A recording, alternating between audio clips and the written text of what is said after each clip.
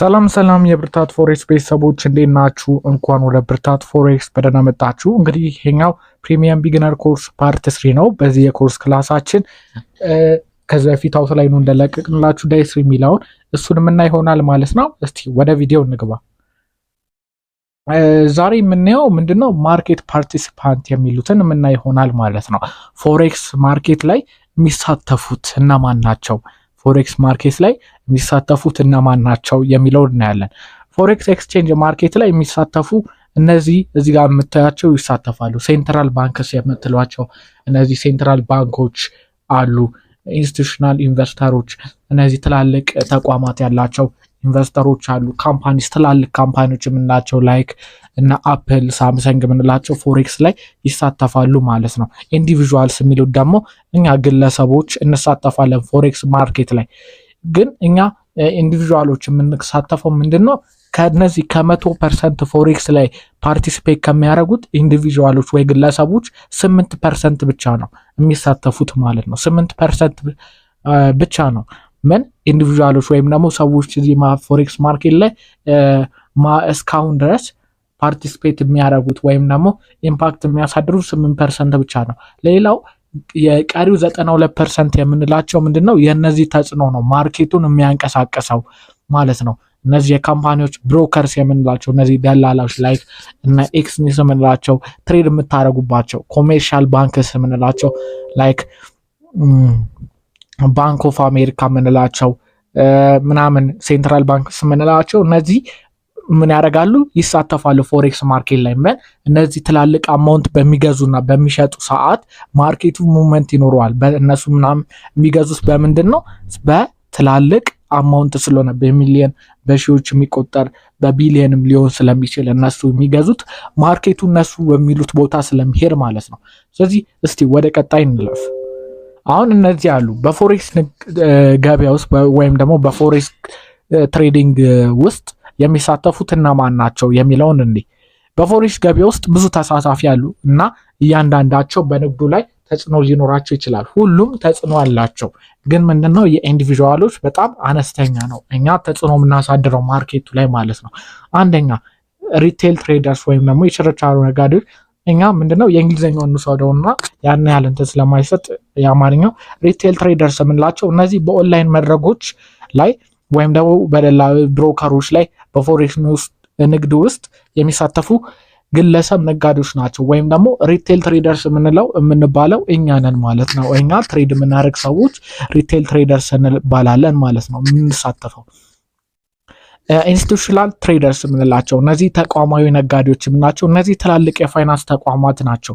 ላይክ እንደ ባንኮች፣ ሄድ ፈንዶች፣ የኢንቨስትመንት ድርጅቶች ደንበኞቻቸውን ወክለው ወይም ደግሞ በራሳቸው ሂሳብ የሚነግዱ ናቸው። ምን ኢንስቲቱሽናል ባንኮች ወይም ደግሞ ኢንስቲቱሽናል ትሬደርስ የሚባሉት እነዚህ ትላልቅ ባንኮች ምናምን። ሴንትራል ባንኮች ወይም ደግሞ ማዕከላዊ ባንኮች የምንላቸው ደግሞ ምንድን ነው?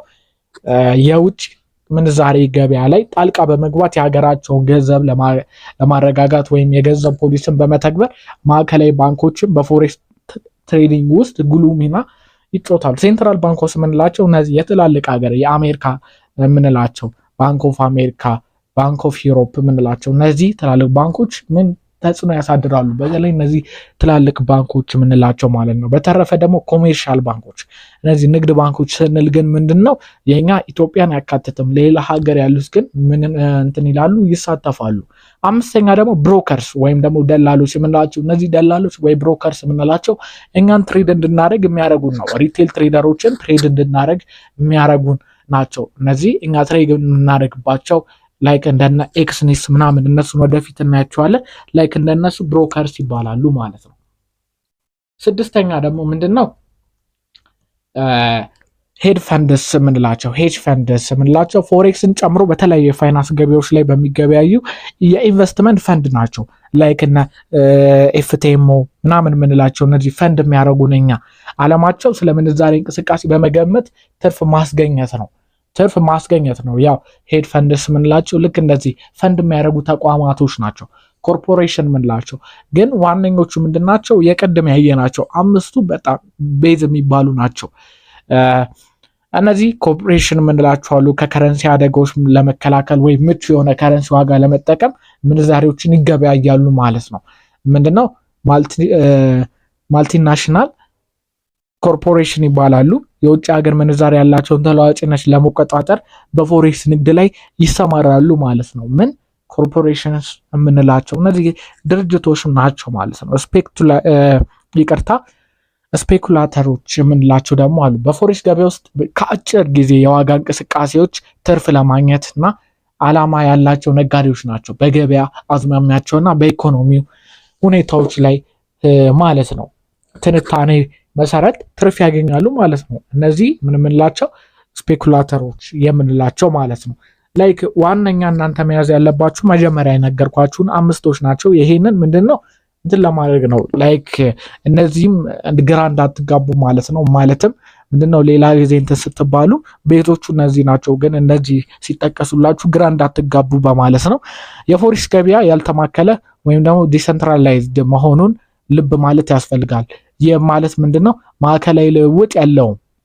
ምንድነው ዲሰንትራላይዝ ስንል ምንድነው ማንም ሊያዘው አይችልም ማለት ነው ማለት ነው። ይሄኛው ግን ምንድነው ስለዚህ ግብይት የሚከናወነው በኤሌክትሮኒክስ ኦቲሲ ነው። ተሳታፊዎች በኮምፒውተር እና በመገናኛ ዘዴዎች እየተገናኙ ነው። ማለትም አሁን እኔ ማርኬት ላይ በምልበት ጊዜ እኔ ኢምፓክት አሳድራለሁ። ያ ማርኬት ላይ በጣም ብዙ በመሆኑ ቁጥር ደግሞ ምንድነው ኢምፓክት እያሳደረ ይመጣል ማለት ነው። እስቲ ወደ ቀጣይ እንሂድ። ኦኬ ዌን ቱ ትሬድ ፎሬክስ ማርኬት። ፎሬክስ ማርኬትን መቼ ነው ትሬድ የምናደርገው? የውጭ ሀገር ምንዛሪ ግብይት ወይም ደግሞ ፎሬክስ ትሬዲንግ በቀን 24 ሰዓት ደግሞ በሳምንት 5 ቀናት ክፍት ነው። ነጋዴዎች በማንኛውም ጊዜ በገበያው ላይ እንዲሳተፉ ያስችላቸዋል። በማንኛውም ጊዜ ማለት ነው።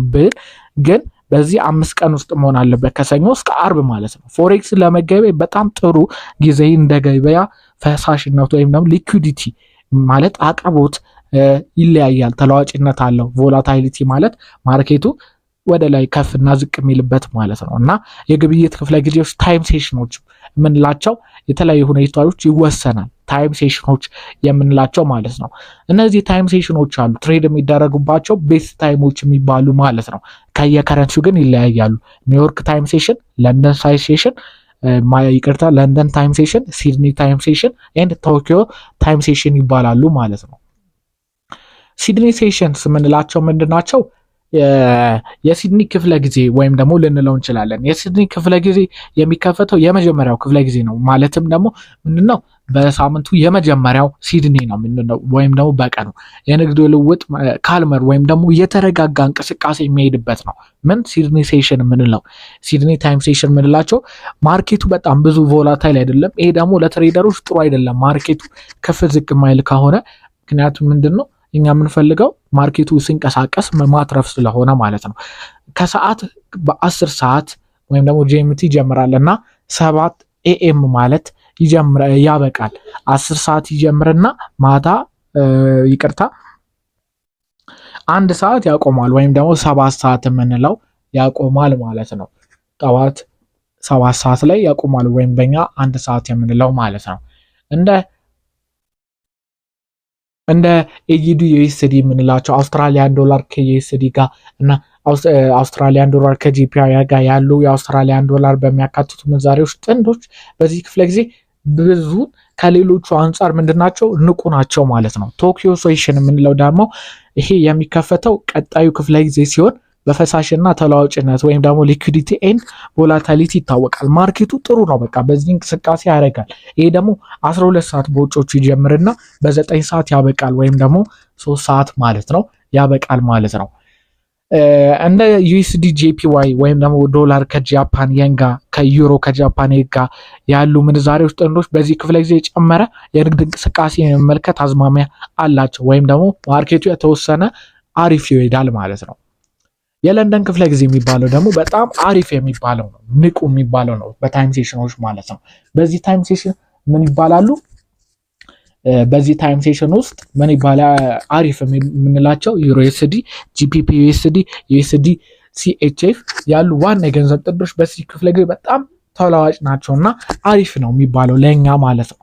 ስለዚህ ምንድነው ይሄኛው ክፍለ ጊዜ ተደርጎ ይቆጠራል። ምክንያቱም በአውሮፓ የንግድ ቀን መጀመሪያና በኤዥያ የንግድ ቀን ላይ ምንድነው ስለሚደራረቡ ነው። ኦቨርላፕ ያደርጋሉ። ኤዥያ ታይም ሴሽን እና ለንደን ታይም ሴሽን የምንላቸው ማለት ነው።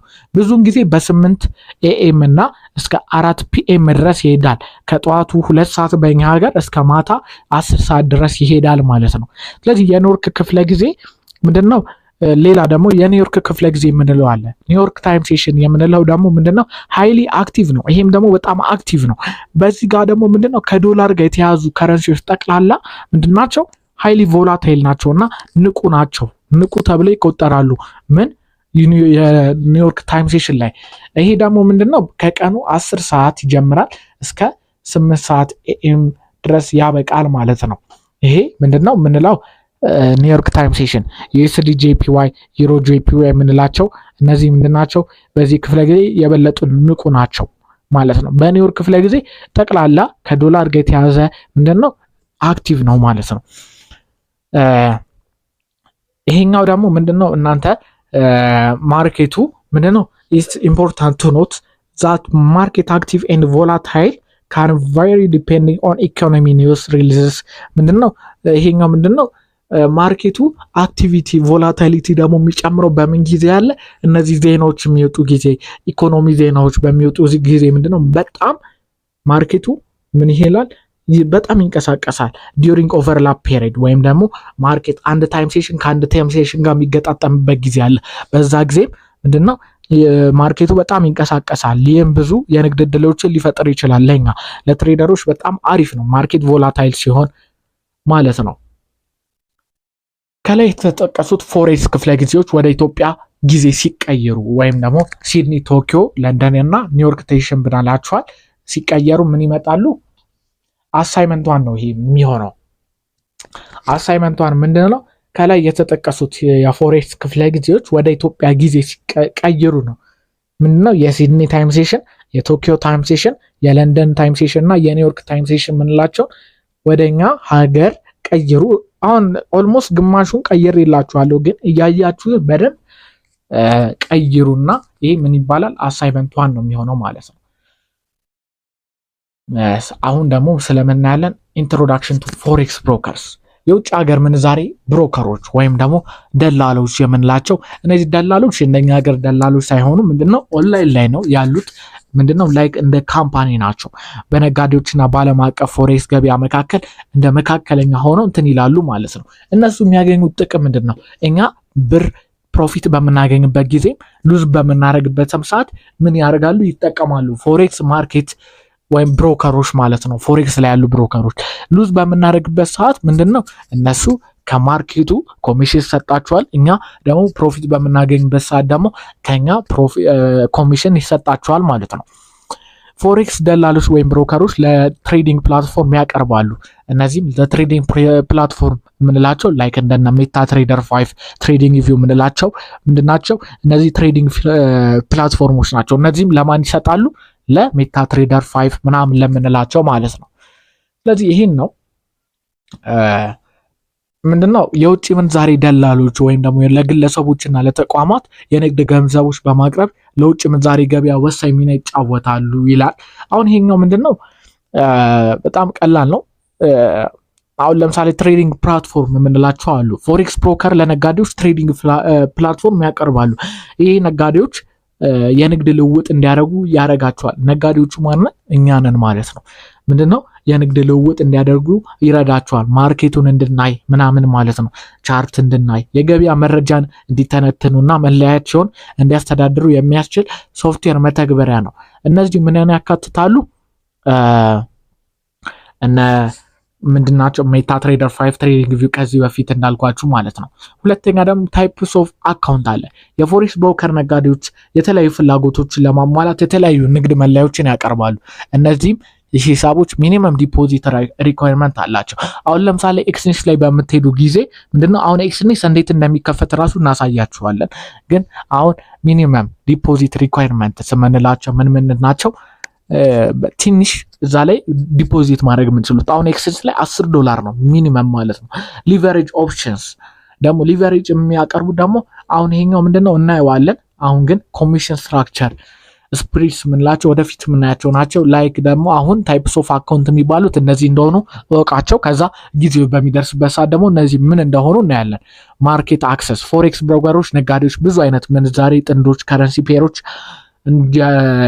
እንዲነግዱ በማድረግ ለዓለም አቀፍ ፎሬክስ ገበያ መዳረሻ ይሰጣሉ። ላይክ እና ዩሮዩኤስዲ ጂፒፒ ዩኤስዲ ያሉ ዋና ዋና የገንዘብ ጥንዶችን እንዲሁም አነስተኛና እንግዳ የሆኑ ምንዛሬዎች ጥንድ በተለምዶ ያቀርባሉ ማለት ነው። አድቫንቴጅ ኦፍ ብሮከርስ የምንላቸው ናቸው እስካሁን የጠቀስኩላችሁ። ስለዚህ እነዚህን ጻፏቸው። ያው በኖት ደፍተር አዘጋጅታችሁ እነዚህን ብትወስዱ አሪፍ ነው፣ ላይክ እንደ ኖት ማለት ነው። ሌላ የብሮከሮች ደግሞ ምንድነው ሊቨሬጅ ሰርቪስ የምንላቸው አሉ። የሚሰጡት የብድር አገልግሎት የምንላቸው አሉ። የብድር አገልግሎት የሚሰጡት ሊቨሬጅ የምንለው ደግሞ ምንድነው አሁን ማርኬቱ $1 እስከ $1000 $2000 የሚያበድሩን ጊዜ አለ። ምንድነው ያንን ከስንት $1 $2000 ያበድሩናል ምናምን እንደመያዣ አድርገው ማለት ነው። ግን ምንድነው ያኛው ብዙ ትሬድ እንድገቡ ነው እንጂ ቀጥታ ብሩን ሳይሰጧችሁ ያንን ያክል ብር አሁን ለምሳሌ $100 ኖራችሁ $50 $1 $50 ቢያበድሯችሁ $100 ካላችሁ ስንት ይሆናል? $5000 $5000ን አይሰጣችሁም፣ ግን $5000 ካፒታል ያለው ኦርደር መግባት ትችላላችሁ። ስድስተኛ ከስተመር ሰፖርት ማለት የሆነ ችግር በሚያጋጥማችሁ ሰዓት ከስተመር ሰፖርት ይኖራቸዋል። የስልክ ድጋፍን ያካትታል። ሌሎችን በኢሜል ምናምን ለእናንተን ያናግሯቸዋል። አሁን ለምሳሌ ኤክስቼንጅ ከዚህ በፊት ምንድነው አሁንም ስከፍቱ አንዳንድ ጊዜ ምን ያደርጋል? ቨሪፋይ ካስደረጋችሁ በኋላ ይደውሉላችኋል፣ ስለ ብሮከሩ ይገልጽላችኋል ምናምን። ኤክስቼንጆች ማለት ነው ቤስት ብሮከር የሚባሉ ናቸው ለኛ ላይክ ለኢትዮጵያውያን ማለት ነው። ሬጉሌሽን በታዋቂ የፋይናንስ ባለስልጣን የሚተዳደረው ፎሬክስ ብሮከር መምረጥ ወሳኝ ነው። ሬጉሌተር ብሮከር ፍትሐዊና ግልጻዊ ባለው መልኩ እንዲሰሩ ያግዛል። ይህም ለነጋዴዎች የጥበቃ ደረጃ ይሰጣል። ምንድነው ፕሮቴክሽን ፎር ትሬደርስ ማለት ነው። እኛ ብራችንን ሴኪዩር እንዲሆን ምናምን ማለት ነው። ፎሬክስ ብሮከርስ በምንመርጥበት ጊዜ ከላይ የተወያየንባቸው ምክንያቶች ከግምት ውስጥ ማስገባት አለብን፣ ውሳኔ ከማድረጋችን በፊት ማለት ነው። ይሄንን ደግሞ ምን አድርገናል እኛ ለራሳችሁ አሪፍ የምንለውን ደግሞ እኛ መርጠንላችኋል ማለት ነው። ላይክ እንደነ ኤክስኔስ ያሉትን መርጠንላችኋል። እሱ እንዴት እንደሚከፈት እንዴት ደግሞ ከፍታችሁ መሽ መጠቀም እንዳለባችሁ ደግሞ እናሳያችኋለን ማለት ነው ጊዜው በሚደርስ ሰዓት። ታይፕስ ኦፍ ሜን ፎሬክስ ብሮከርስ ምላችሁ ዲሌይንግ ዴስክ የምንላቸው አሉ፣ ወይም ደግሞ ነን ዲሌይንግ ዴስክ የምንላቸው አሉ። ምንድነው ዲሌይንግ ዴስክ የምንላቸው? ወይም ደግሞ ማርኬት ሜከር በመባል ይታወቃሉ። ከደንበኞች ንግድ ጋር እንደ ተጓዳኝ ሆነው ያገለግላሉ። ደንበኛ ለመግዛት ወይም ለመሸጥ ሲያዝ ማለት ነው። ወይም ደግሞ ምንድነው ፊክስድ ስፕሬድ ወይም ደግሞ አንድ ኮሚሽን የሚወስዱት ምንድነው የተወሰነ ነው። በቃ በአንድ ትሬድ 0.1 ሳንቲም ወስዳለሁ ካሉ 1 ሳንቲም ብቻ ነው የሚወስዱት፣ 0.1 ሳንቲም ማለት ነው። ምንድነው ይሄ ማለት በግዢና ሽያጭ ዋጋዎች መካከል ያለው ልዩነት የገበያ ሁኔታ ምንም ቋሚ ነው የሚሆነው ማለት ነው። ኢንስታንት ኤክስኪዩሽን የሚከናውኑት ብሮከሮች ደግሞ በተጠቀሱት ዋጋዎች ወዲያውኑ ነው። ማለትም አሁን ለምሳሌ አንድ ስልክ ወይም ደግሞ አንድ ከረንሲ ዶላርን ወይም ደግሞ ምንድነው ይቅርታ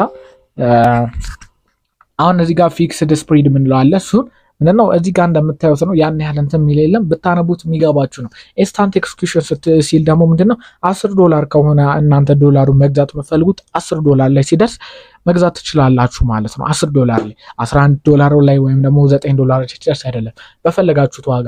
እነዚህ ነን ዲሌይንግ ዴስክ የሚባሉት ደግሞ ምንድናቸው? ማርኬት ኤክስኪዩሽን ምናምን የምንላቸው ላይ በዚህ ተቃራኒ ነው የሚሆኑት ማለት ነው። ይሄንን ወደፊት የምናያቸው ናቸው ላይቭ ሴሽን ላይ በተለይ በምንወያይበት ሰዓት ማለት ነው። ስለዚህ በዲሌይንግ ዴስክ እና በነን ዲሌይንግ ዴስክ ብሮከሮች መካከል ያለው ምርጫ ግለሰብ የንግድ ምርጫውን ላይ የሚመረኮዝ ነው። ትሬዲንግ ስታይል፣ ዲዛይን፣ ስፒድ፣ አፈጻጸም ፍጥነት፣ ኤክስኪዩሽን ስፒድ ላይ እና ብሮከሩ ላይ መተማመን ትረስት ኦን ብሮከርስ ብሮከሩ ላይ ብራችሁ ስለሚቀመጥ እሱን ማመን አለባችሁ፣ ግዴታ ነው ማለት ነው። እና እንደዛ ነው። ቶፕ ፎር ቤስት ብሮከርስ የምንላቸው አሉ ማለት ነው። እዚህ ላይ እንደምታዩት ቶፕ 4 ብሮከርስ የምንላቸው እኛ ያዘጋጀንላቸው ኤፍቢኤስ የሚባላል ፋውንድ በ2009 ነው እንትን ያለው። ስፕሪዱ ምንድነው? በአንድ ትሬድ ከ0.1 ሳንቲም እስከ 1 ድረስ ነው። ኖ ኮሚሽን ነው። ኮሚሽን የለው። ኮሚሽን ወይን ዊዝድራው ኤንድ ዲፖዚት ግን ምንድነው? ይሄንን ኦርደሩ ተጠራቅሞ ስፕሪድ ላይ ያልነው ዲፖዚት በምታረጉ ወይም ደግሞ ዊዝድራው በምታደርጉ ሰዓት ይወስዳል ማለት ነው። ይሄንን አጠራቅሙ። ሚኒመም ዲፖዚቱ $1 ነው። የሚገርመው ነገር ሚኒመም ዲፖዚቱ ማለት ነው። ሊቨሬጅ 1 to 3000 ነው። ማለትም ደግሞ $1 እስከ $3000 ያበድራል ማለት ነው። ሪኳየርመንት ፎቶ አይዲ፣ ፎቶ እና አይዲ እነዚህ አይሲ ማርኬት ኤፌክስ ወይም ደግሞ እነዚህ ማየት ትችላላችሁ። ግን ለኛ ቤስት የሚባለው ምንድነው? ኤክስኔስ ነው። ለኢትዮጵያኖች በተለያዩ እንትን ለማድረግ ማለት ነውና ይሄኛው ኤክስኔስ ቤስት ነው። ሚኒመም ዲፖዚቱ አይሲ ማርኬት ደግሞ ምንድነው? $200 ነው። በጣም ከባድ ያደርገዋል። የዚህ $1 ነው። አይ ቲንክ አሁን ተሻሽ $10 ሄዷል። አሁን $1 ነው ይላል፣ ግን $10 ነው የሆነው ማለት ነው። ይሄ ነው።